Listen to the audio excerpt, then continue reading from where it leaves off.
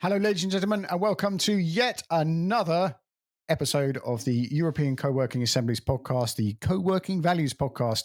And Zelko, just before we get to our introduction, how are you today, sir? I'm very good. It's like sunny. It's like the last days of summer, and as far as the pandemic goes, we thought everything was going quiet. And then I see on news that your part of the world is getting hyped up again. It is. We're headed.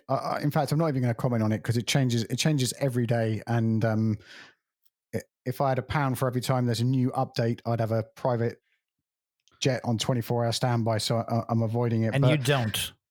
Let's be clear for the audience. You do not have a private jet. Well, when if we have some more sponsors like the one coming after this segment, maybe we can get that private jet, Zelko. So a word from Cobot, our delicious sponsor. This episode is brought to you by Cobot, a leading management software for co-working spaces, office hubs, and flexible workspaces around the world. One of the best things about Cobot is that it is produced by people who manage a co-working space and know the ins and outs of the main problems and issues bugging co-working managers. So if you want more time for your coworkers and community, check out Cobot at cobot.me and take your co-working management to the next level.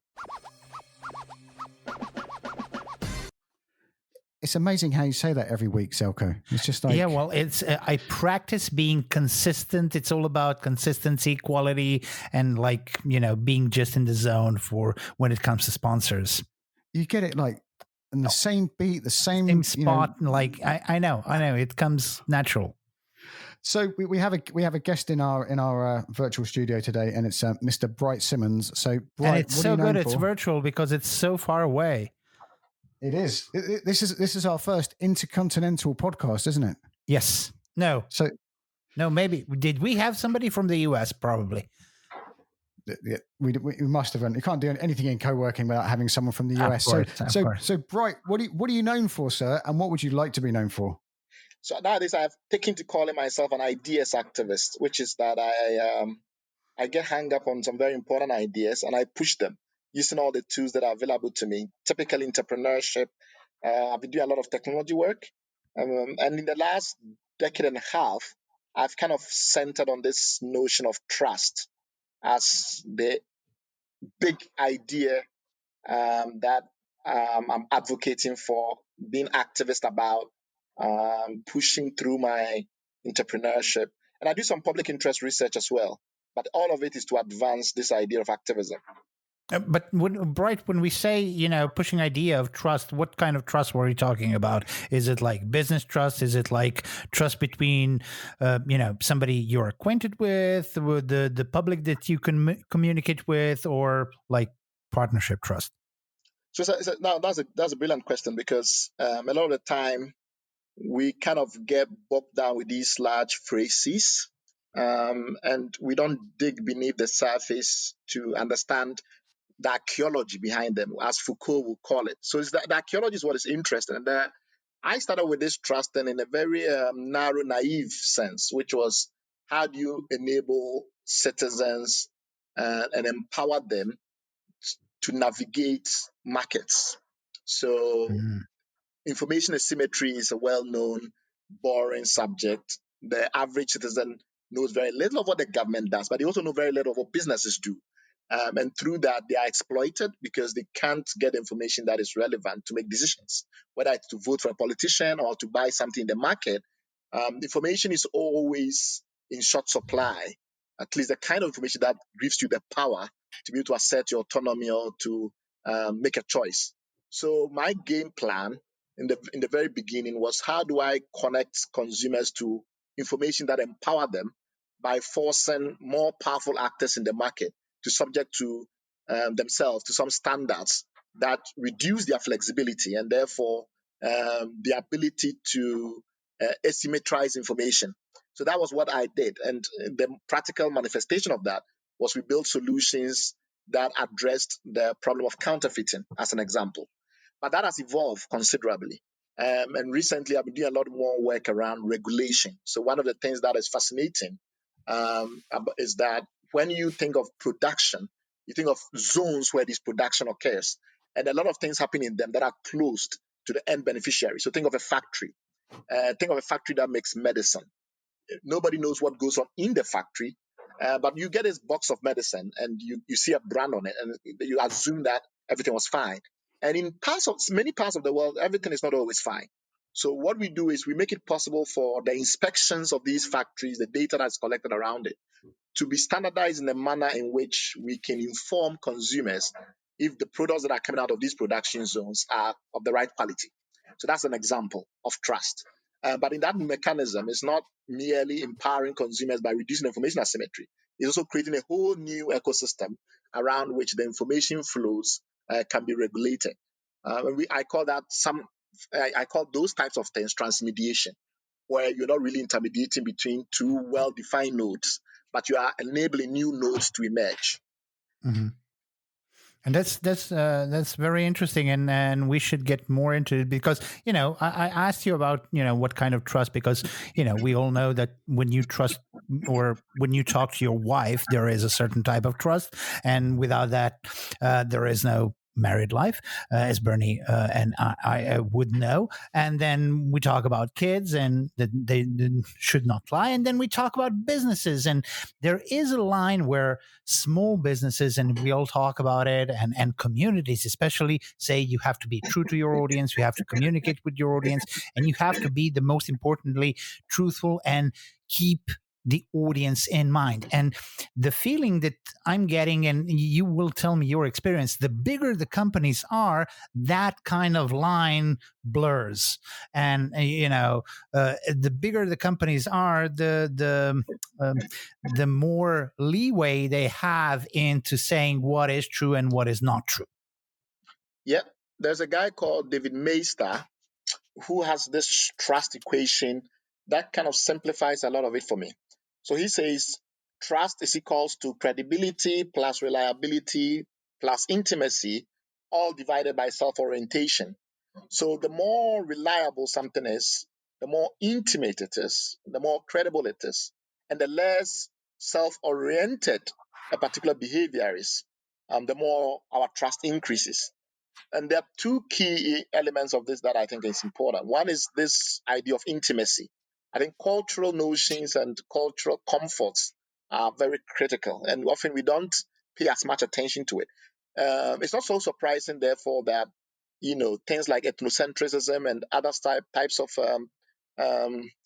cultural phenomenon that worries some of us have such an important element with trust. People have always said Scandinavia is such a great place because for a very long time they've been homogeneous societies. But what do we really mean when we say that homogeneity increases trust? It's that element of intimacy. And I think people often don't pay as much attention to that. The other is this idea of reliability, this idea of consistency. And that is where those that over technologicize the situation, so they think of things like blockchain and say, no, we don't need trust. We need trustless systems. We need permissionless systems. They misunderstand that fact, which is that, one, I need some cultural connectivity to trust something. And therefore, the branding elements of a brand, the affinity, the storytelling, the narrative is very important. If you create a trustless system like blockchain, you lose all that.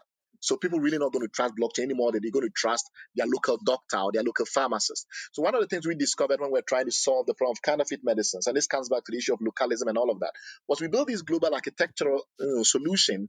And this was how it was supposed to work. This is the kind of data you need to know if the medicine is good for you or not. And then we realized that when people go to pharmacies and the solution, the products which was supposed to have our solution, they didn't have it. And the pharmacist told them it's still fine. They always believe the pharmacist more than they believed our solution. And we never could understand it because we were communicating that if you buy in a pack of medicine, trust this seal that we've put on there because it connects you to information that empowers you. And we forgot the fact that for a lot of people, trust is a very intimate thing. So a pharmacist I've known for 20 years is always going to be more reliable and more credible than any global solution whose motives I don't completely understand. And I think trust is therefore quite local in that regard. What do you think? Because I'm scrambling around for an accurate question here, but how do you think the pandemic has affected trust, because I know there was always already a higher scale, a low trust in government and media, and then this whole pandemic stuff, which is a whole new layer of communication or missing fake news and all this type of stuff. Yeah. And then Black Lives Matter happened, and that unleashed a whole. It made public a conversation that was already going on, and the Black community, particularly in the US, got their voice heard more accurately than ever. I would, and please disagree with me if you think that's wrong. And now we're sort of we've commuted less. This is my big riff at the moment, and on this podcast is we're commuting less, so we're spending more time locally. So Kofi, who we'll link to in the show notes, one of his things with Urban MBA and helping young people in Hackney is the more connected a community is, the more like respect or connection young people will have to it. So that will affect a whole wave of things like crime and educational direction and ability to do things. But that was a sort of an explanation, Bright. Sorry. No, it's fine. No, I think the thing with the COVID thing was that in the beginning there was all this emphasis on we need to rely on science and data, and these are global phenomenon, global mechanisms, and the more we could subject to a standardized global way of dealing with the disease, the better for all of us. And the WHO therefore took on more than it could handle by trying to become this global arbiter of trust in data and science. And of course, that never works with trust, right? Because people want intimacy, and therefore it wasn't too long before this global structure started to unravel with local politics in the United States. I remember people, walking into legislative buildings or whatever they call them in the US at state level with guns and saying, look, we don't want to subscribe to these rules. I remember the attempt made to federalize the response, and people on the conservative end of the spectrum will say, no, you cannot federalize it. You need to keep it local. States have to make decisions about the response. And it was fascinating watching that. The truth of the matter, though, is that you need some kind of translocalism, right? You need to have local intimacy. But in order to be able to establish reliability, you need some degree of interconnectivity among the different locals. And I think that is where we are now. Where are the nodes and how the nodes connect? Two things. One is, and this is where the Black Lives Matter angle comes in. People do want to assert their uniqueness, but at the same time, they want to be treated equally. And often we don't observe that there is an interesting contradiction that arises, because it's like a compass. There's a particular compass where you have equality, efficiency, community. I forget the fourth one, but there are these competing values, and they are in a framework. And the tensions among those competing values define the tensions of our lives today as a global society. On the one hand, you have African Americans, Africans, people of Black origin, African ancestry, that do want to be noted and recognized and respected for who they are and for their ability and for their right to devolve from the broader structure that American society has become.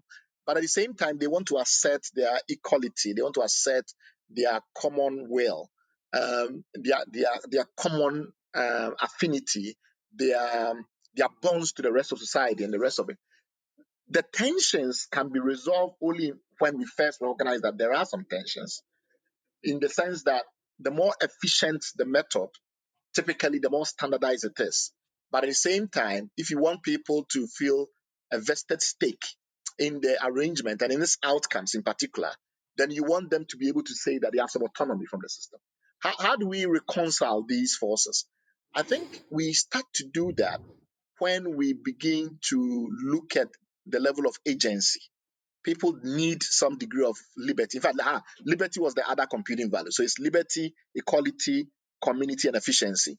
And the thing with liberty, and the reason why it's so important and why free thinking is so critical to all of this, is because without this ability to devolve and then to join back on my own terms, it gets very difficult. And that is why some communitarians struggle to become credible champions for this whole idea of inclusive societies. Because without enabling the individual to join on their own terms, to exercise agency, you kind of struggle to maintain the credibility of the whole system. And I think it's these types of resolutions that we're struggling with. And I don't know whether what we need is some stepping back every now and then to look again at the balance among these different values, as opposed to thinking that they are not in tension. I think they are in tension. It's really a matter of how we balance them at any one moment in history.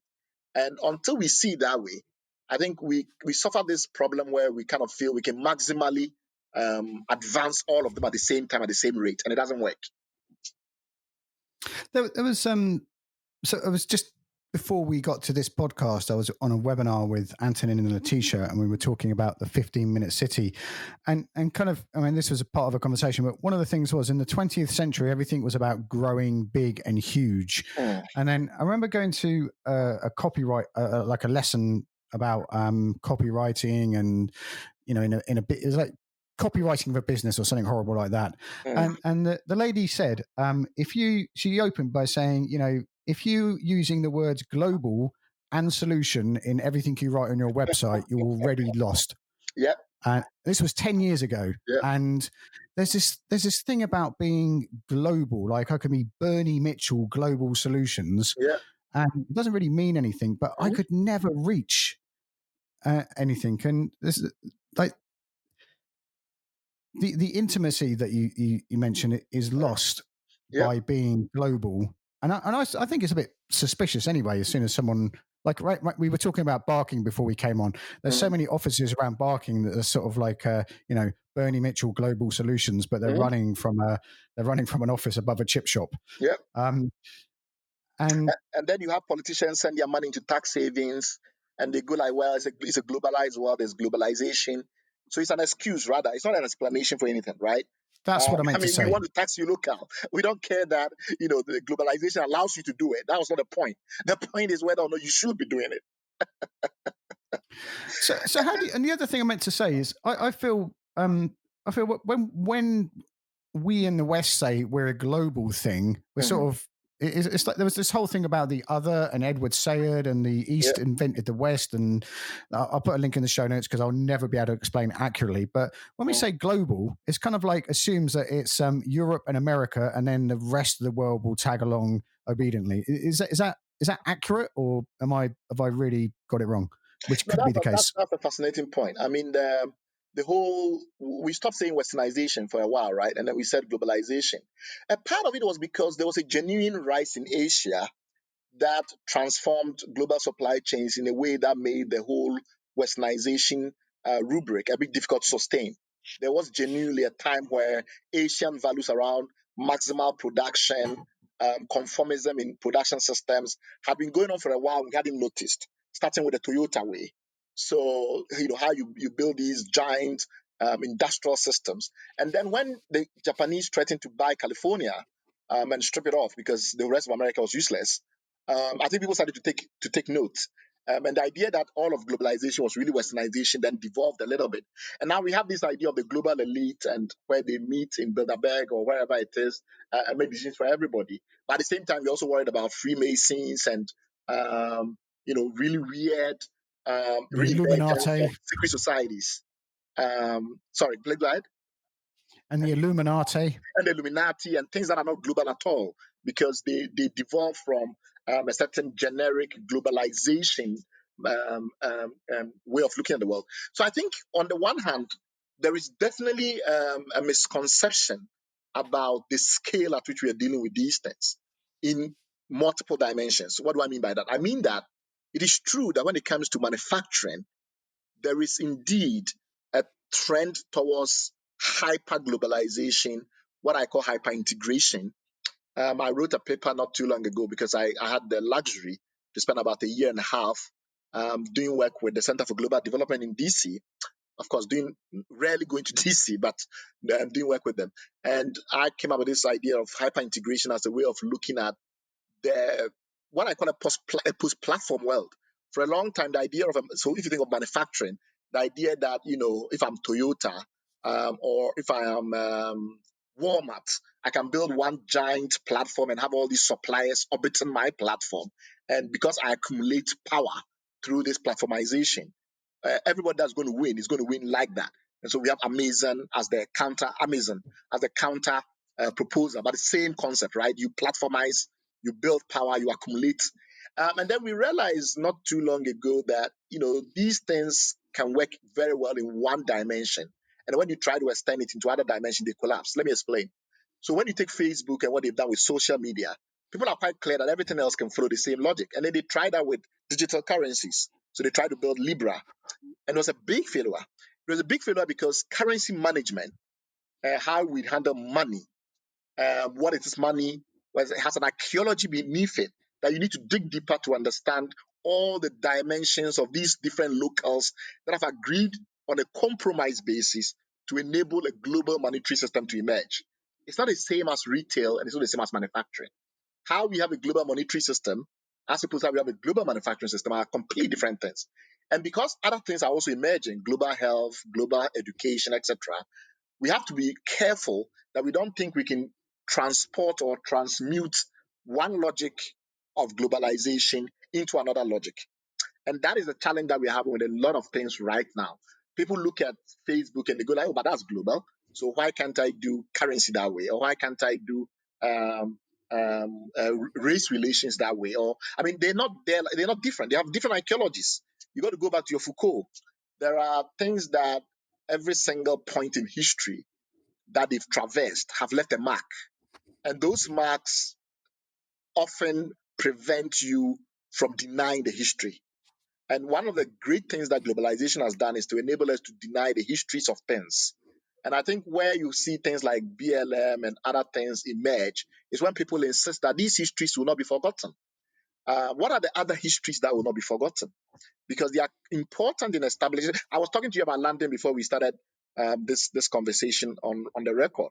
And I was saying that every time I go to London, the thing that fascinates me about London is that every locale that I go to, some of that history have been allowed to imprint. You get a bit of that also in Paris, but in a lot of other cities you don't, right? You go to one part of the city and it's just zero imprinting of history. But this imprinting of history is what brings the vestedness that makes it possible for people to have a stake in the solution. And if people don't feel that they have a vested stake, it doesn't matter that it's efficient, right? It doesn't matter that it's efficient. They are not free. And when people feel that they are not free, they rebel. So that is where we are right now with globalization and westernization. It's no longer complete westernization, but it's definitely an issue of global elites that often are northern focused, by which I mean that even if they are in Japan or China or in Saudi Arabia, they see themselves as having an apex locale, which they want to distribute around the rest of the world.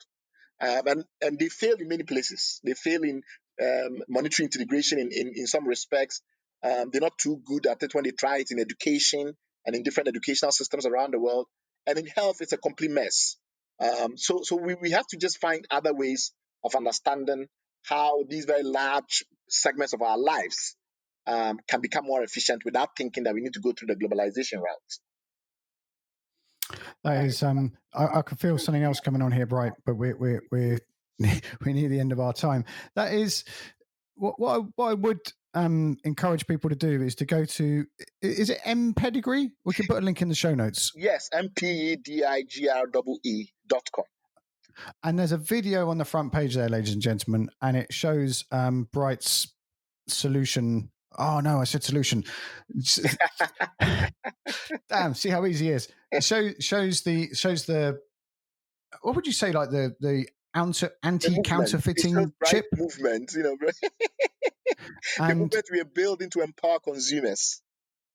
Because there's a bit in that video where there's the guy that has gone to the pharmacy in faith, got a flu vaccination, and then it's affected. He ended up dying in the end.